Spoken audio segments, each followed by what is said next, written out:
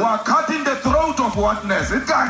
Spatting again. Julius Malema tells Elon Musk to go to hell. This does not really create confidence in the EFF. Mbuyiseni Ndlozi leaves the Red Berets and politics. The MK party opens a case of treason against AfriForum. And in Cape Town, many hiking trails are closed because of wildfires. Hello, I'm Jane Dutton. This is Eyewitness News.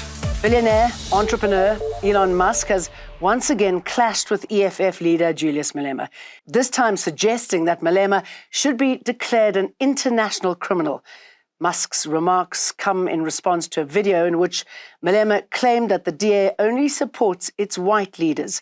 Recently, Musk has been vocal about South African politics, including expressing his opposition to the Expropriation Act. But we are starting with this whiteness. We are cutting the throat of whatness. Elon Musk responded to this clip of EFF leader Julius Malema, accusing him of deliberately calling for the genocide of white South Africans.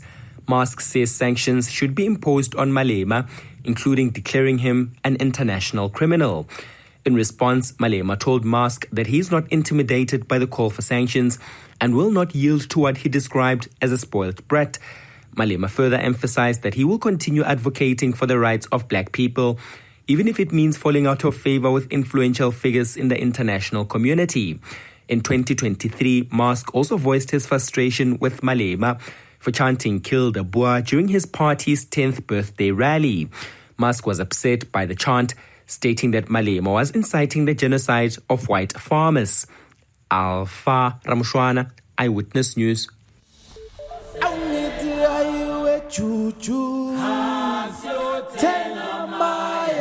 The Hebs.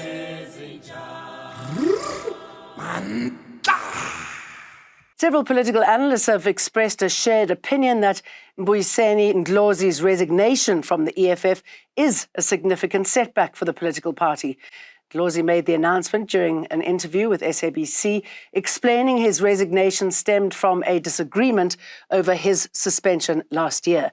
Ndlozi was suspended after he failed to inform the EFF leadership about his knowledge of former party Deputy President Floyd Shivambu's intentions to join the Umkhonto weSizwe party. They've been losing quite prominent members, and unfortunately this does not really create confidence in the EFF. His departure adds to a number of prominent figures that have left the EFF. So it actually places the EFF in the corner, having to explain what's happening within the party. Another political commentator, Goodenough Mashego, has echoed those sentiments. Well, I think it's actually losing big time on, it lost big time on the leader Ndlozi as it's following up on their loss of Floyd Shivambu. So it seems like the brains in EFF, those that have driven the ideology of the party, that have driven the party, and also the charisma of Ndlozi. When will our fallen soldiers come home? The DA says it'll be demanding accountability from Defence Minister Angie Motshekga this afternoon for the deaths of 14 soldiers in Democratic Republic of Congo. Let me make this clear. We need to withdraw from the DRC immediately, and Minister Angie Motshekga must go, voluntarily or otherwise.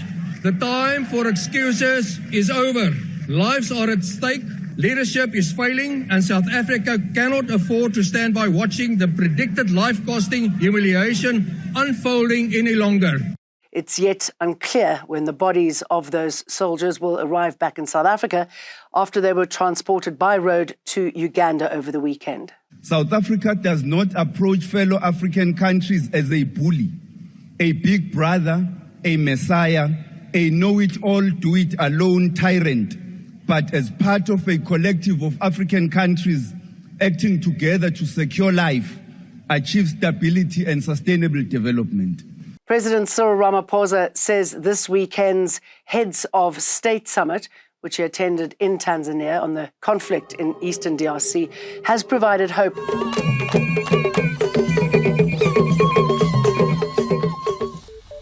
The Umkhonto weSizwe party has opened a case of treason against AfriForum at the Cape Town Central Police Station.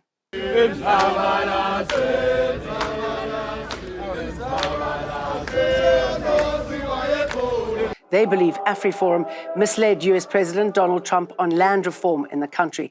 But AfriForum says they only spoke to Trump about the all-important trade organization AGOA.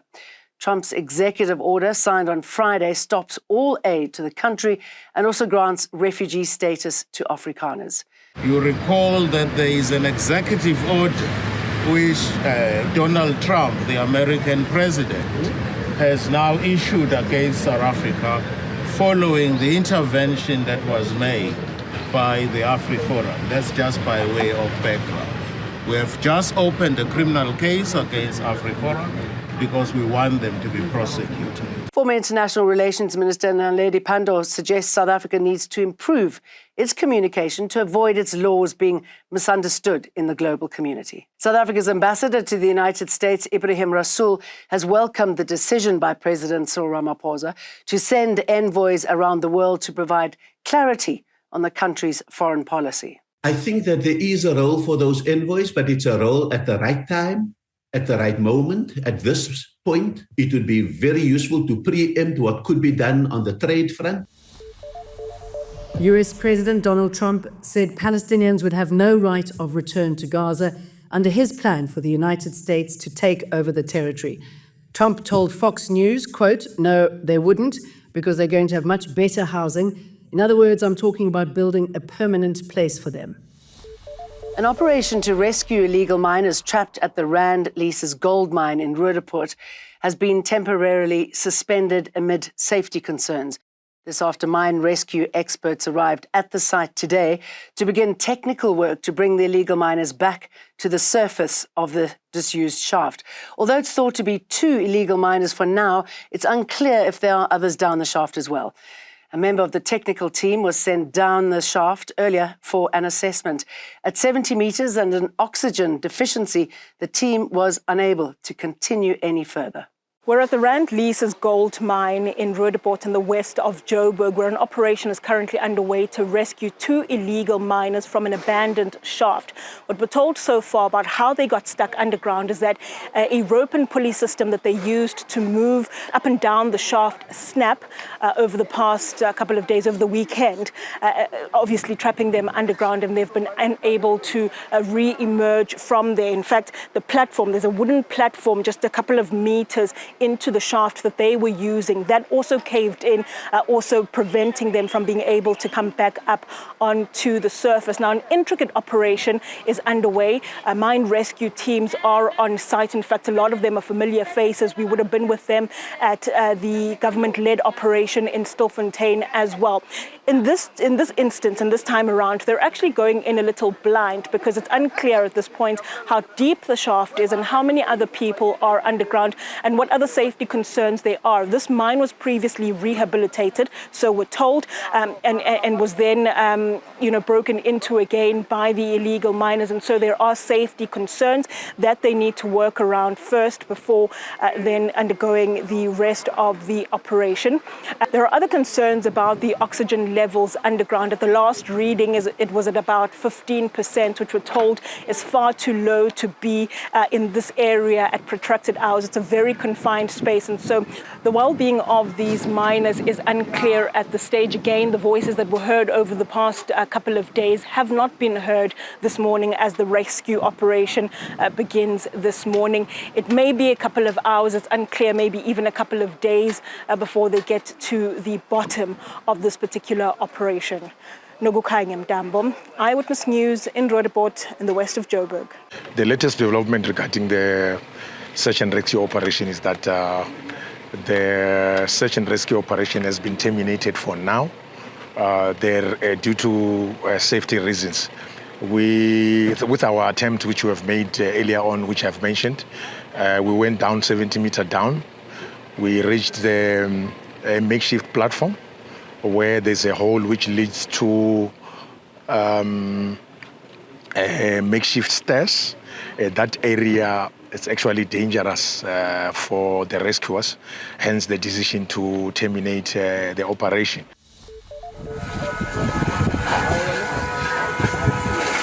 The South African National Taxi Council has condemned an arson attack at the troubled Nyanga taxi rank. At least 16 minibus taxis were damaged in Sunday night's fire. The taxi rank remains open for commuters. Santaco Western Cape said it would now request a meeting with the executive of the Cape Amalgamated Taxi Association. Western Cape Police are investigating a case of arson after a number of minibus taxis were set alight at the Nyanga taxi rank. The incident prompted the deployment of additional forces to the area to restore calm. In total, 16 minibus taxis were damaged. The DA in Gauteng has approached the Human Rights Commission to investigate the non-payment of portable toilet supplies in the city of Ekurhuleni.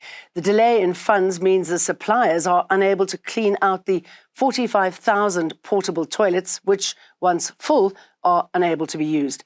The suppliers say they have not been paid by the Ekurhuleni Department of Water and Sanitation for more than 200 days now. This has resulted in the toilets overflowing with waste. Our people in informal settlements are now starting to say they have nowhere to relieve themselves. So this is unacceptable. Something has to be done, and we want the Human Rights Commission to assist us in putting pressure on the municipality so that people can have dignity.